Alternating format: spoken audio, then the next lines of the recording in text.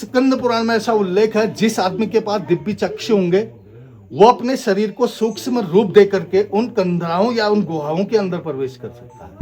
Toyota reliability हो रही है कि नहीं? ना, विश्वास रखो। टेक्नीशियन की नहीं गलती, डीपीएफ पंप उड़ने की वजह से। पंप मेरा दूसरी बार डलेगा ये। डीपीएफ नॉर्मल दिखा रही है ये देखो। Har Har Mahadev, welcome to new vlog, desi vlog. BN resorts हैं। बीएन रिजॉर्ट्स ताल भुवनेश्वर में। कैसा लगा सर बीएन रिजॉर्ट? गजब है भाई, इस जगह पे ऐसी प्रॉपर्टी नज़ारे हैं, मतलब लोकेशन। अच्छा, आसपास देखो हमारे इधर पूरे पहाड़ हैं, ठीक है, सामने हमारे पहाड़ों के व्यूज हैं, देवदार के पेड़ हैं, सनराइज है, सब कुछ है। बढ़िया पार्किंग एकदम सामने देखो, बढ़िया एकदम देखो। हाँ, सारे व्यूज कंप्लीटली। और भाई झूला भी है, किसी को झूलना है तो। सबसे बढ़िया जी भाई, रूम के गेट पे गाड़ी खड़ी है। हाँ वो यार, बात सही है यार। सबसे बड़ा तो एकदम यहीं से निकल के हाँ, गेट पे गाड़ी खड़ी है। सर कहाँ से ढूंढ के लाते हो ये बातें? कहाँ से लाते हो? अब कह दे ऐसे थोड़ा मैंने दाढ़ी के बाल चीटे किए हैं, कह दे। ये तो बचपन से है। भैया की बातें रात को ड्राइव में थी। हाँ बिल्कुल एकदम कमेंट्री साथ साथ थी हर गाड़ी पे। पता नहीं लगा कब 1 घंटा ऐसे चलेंगे आज। बढ़िया। कैसे? हाँ हाँ, मैं स्वीप करूंगा तो लीड करियो, ऐसे ही करेंगे। देखो ये ऑडियंस पकड़ता है ना। भाई बच्चों को क्या करना है? और ऑडियंस अरे सर ने क्या गजब शॉट लिया सनराइज का, मजा आ गया वैली का एकदम। अरे तो यहाँ वाली प्रॉपर्टी भी गजब, और हम जहाँ रुके थे फर्स्ट डे, राइट, वो प्रॉपर्टी भी गजब। हरबटपुर में सर के जलवे देख लिए थे हमने। सर आपके मन में कुछ आ रहा हो, आज आप इंटरव्यू दे दो। आप हमारे इंटरव्यू लेते रहे हो सारे दिन। वो रात शादी में बुलाया था उन्होंने, वहाँ गए नहीं हम। गए नहीं? क्यों? क्या कह रहे हो यार 7 किलोमीटर पे है वो कहते, पर थी तो थी नहीं। हम अभी जा रहे हैं पताल भुवनेश्वर दर्शन करने के लिए। मकरंद भैया तैयार होके आ गए हैं। गुड मॉर्निंग भैया, कैसी नींद आई? हर हर महादेव। बढ़िया, शांत ना, एकदम शांत। चलो ये जरूरी है। अरे मैं अलार्म से पहले उठाऊं? अलार्म मैंने 7 बजे का लगाया था, उठ मैं 6 बजे गया। तो आपकी आदत पड़ गई मुझे। मैं आदत बढ़िया डालूंगा आपको पे। ये अलार्म लगाते हैं, ये अलार्म इनका हमारे साथ ब्रेकफास्ट पे बज रहा होता है। तो अभी निकलने की तैयारी करें। हाँ जी, बस निकलते हैं। गाड़ियाँ ये खड़ी हमारी, देखो जी, सारे कुछ है यहाँ। भुवनेश्वर जी पहुँच गए हैं। देखो हम ना उतराई उतर रहे हैं, ये सब लोग हमारे साथ हैं, इधर भी सब लोग हमारे साथ हैं। और अभी हम पताल भुवनेश्वर जी के दर्शन के लिए जा रहे हैं। और ये हमारे कैमरा वाले हैं रमन भैया। तो जी ये 2 पहरेदार हैं, ये हमें मंदिर साथ लेके जा रहे हैं। हाँ जी सर, आप हमें मंदिर लेके जा रहे हो? चलो सर, चलो चलो चलो चलो जी भाई, सही में दर्शन कराने लेके जा रहे हैं। ये देखो, यहाँ आने की खुशी मकरंद भैया के चेहरे पे दिख रही है। अभी नीचे जाने के बाद जब ये चेहरे सारे ऊपर वापस आएंगे, तब देखना इनके सबके हाव भाव रंग बदल जाएंगे। और आप लोग यहाँ आओगे तो आपके साथ भी ऐसे ही होगा। यहाँ पर आना बड़ा ज़रूरी है। यहाँ क्या लिखा है, पढ़ो। गुफा खुलने का समय शीतकालीन माह अक्टूबर से मार्च तक सुबह 9:30, ग्रामीण 8:30 बजे है, शाम 5:30 बजे तक। जिससे उसको ये महसूस होगा कि मैं किसी ऐसे स्थान में जा रहा हूँ जो सिद्ध स्थान है।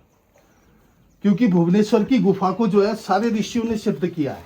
जैसे आपके मार्कंडेश्वर ऋषि हैं, भृगु ऋषि हैं, कपिल ऋषि हैं, और आपके दधीची ऋषि हैं, वशिष्ठ ऋषि हैं। सब ऋषियों ने बैठ करके इस गुहा के अंदर जो है अपने को सिद्ध किया है इस स्थान पर। तो पाताल का जो मुख्य उद्देश्य है वो क्या है? पाताल भुवनेश्वर के जो व्यक्ति दर्शन करते हैं उनको 4 धाम की यात्रा के बराबर फल प्राप्त होते हैं, ऐसा स्कंद पुराण में वर्णन है। तो 4 धाम में कौन कौन से हैं? केदारनाथ का के दर्शन है, जो आप पाताल में देखेंगे सेम केदारनाथ जैसे दिखते हैं। और बगल में आपका पंच बद्री है, जिसको बद्री पंचायत बोलते हैं, उनके दर्शन है। उनके ऊपर में अमरनाथ जी हैं। और जगन्नाथ पुरी के लिए मार्ग है, क्योंकि पाताल के अंदर ही अंदर मार्ग भी बताए गए हैं। यहाँ से जगन्नाथ पुरी के लिए भी मार्ग जाता है, यहाँ से काशी वाराणसी के लिए भी मार्ग जाता है, यहाँ से बद्रीनाथ के लिए भी मार्ग जाता है, और यहाँ से कैलाश मानसरोवर के लिए भी मार्ग जाता है अंदर ही अंदर।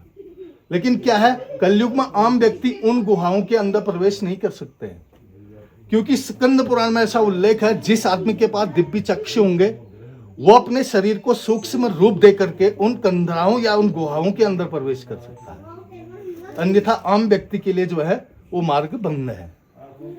अब जो आप पाताल की यात्रा करेंगे, पृथ्वी से आपको 82 सीढ़ी नीचे जाना है, इसकी गहराई है 90 फीट।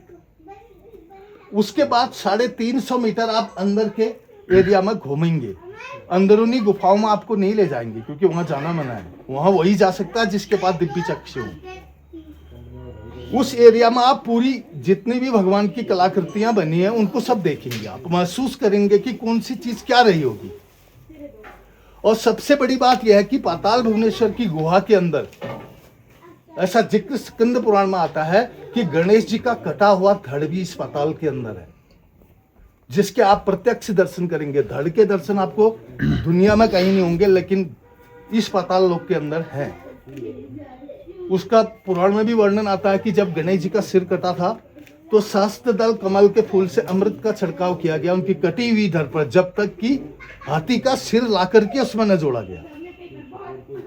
तो जो भगवान शंकर जी का सर्जरी का स्थान रहा, ऑपरेशन वाला, वो भी यही पाताल लोक है। और फिर दूसरी बात यह है, कलयुग का अंत।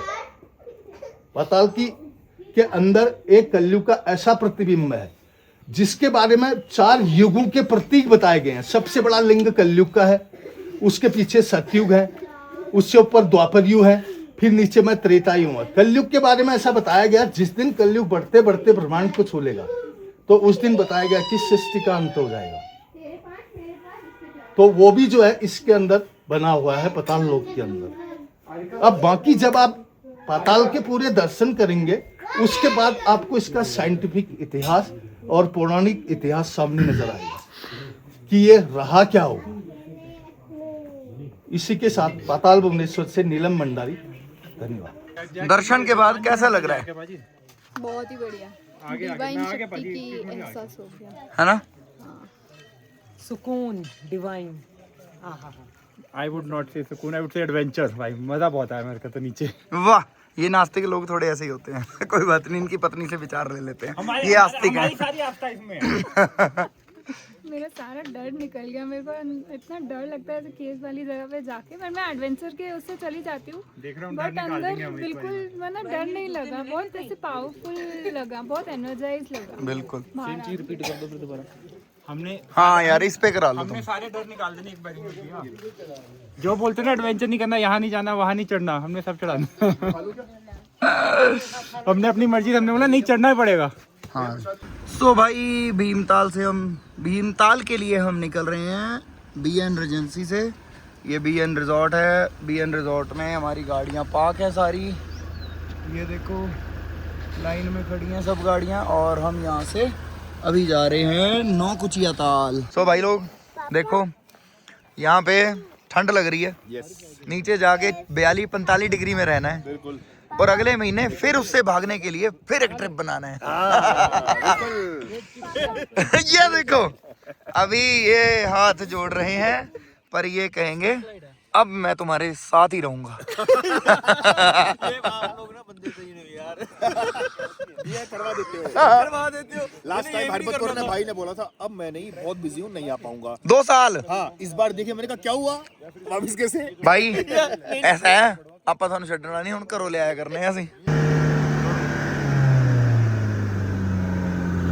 टोयोटा रिलायबिलिटी खो रही है कि नहीं? ना, विश्वास रखो, जैसे भोलेनाथ पे विश्वास है, टोयोटा पे विश्वास नहीं उठाना, नहीं खोएगी, ये चलेगी।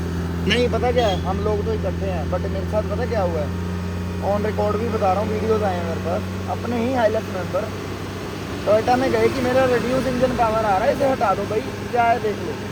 इसका पंप खराब हो जाता है, तब रिड्यूस इंजन पावर वाला साइन आता है। उन्होंने क्या किया, साफ कर दिया एक बार और गाड़ी दे दी। वो बंदा अपनी शादी पे जा रहा था कहीं पे, वो गलत, वहाँ से वापस आना पड़ा, किसी की फ्लाइट मिस हो गई, वो फिर टेक्नीशियन की गलती है ना, टेक्नीशियन की नहीं गलती, DPF पंप उड़ने की वजह से। पंप मेरा दूसरी बार डलेगा ये, आपका भी उड़ेगा। सड़क पे नहीं उड़ना चाहिए, पंगा ही है साला। पंगे वाला काम ही किया है इन्होंने, डेफ वाला। डेफ वाला काम, यही तो कह रहा हूँ, टपंगे वाला काम है। बाईपास, बाईपास कर देना चाहिए। हाँ जी। मैंने तो कर लिया जुगाड़, क्या चेंज कराऊंगा ना पहले ही, वारंटी कंप्लीट होने से। हाँ, वारंटी कंप्लीट होने से पहले चेंज करा लियो बस। सर क्या होगा अभी? चेक कर रहे हैं इसको। डीपीएफ मैनुअल रीजन आ जाए तो काम बन जाए अपना। वो तो बन जाएगा अगर होगा, आ गया तो। ये कह रहा आधे से ज्यादा टेम्परेचर उठेगा ना गाड़ी का, तब आएगा वो। डीपीएफ नॉर्मल दिखा रही है, ये देखो, ये एक तरफ डीपीएफ नॉर्मल, दूसरी तरफ कह रही है रिड्यूस इंजन स्पीड। वो देखो भाई, इसके सेंसर की दिक्कत तो नहीं होगी? सेंसर की दिक्कत होगी। हैं?